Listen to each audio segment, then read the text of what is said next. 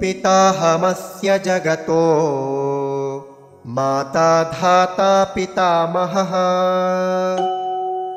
वेद्यं पवित्रमोंकार ऋक्सामयजुरेव च।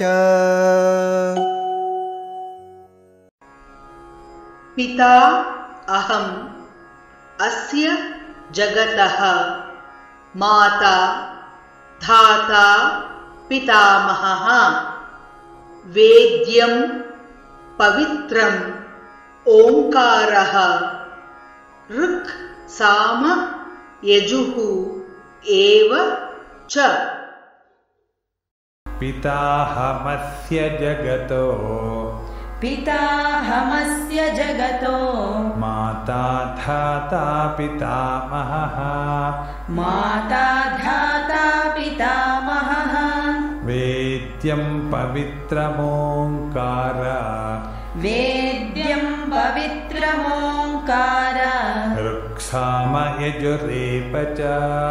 ऋक्साम यजुरेव च।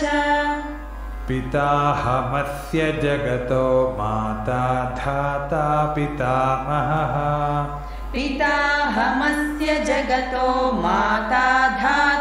पितामहः वेद्यं पवित्रमोंकार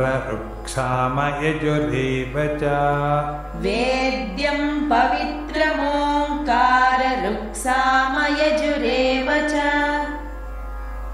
पिताहमस्य जगतो माता धाता पितामहः वेद्यं पवित्रमोंकार ऋक्साम यजुरेव च।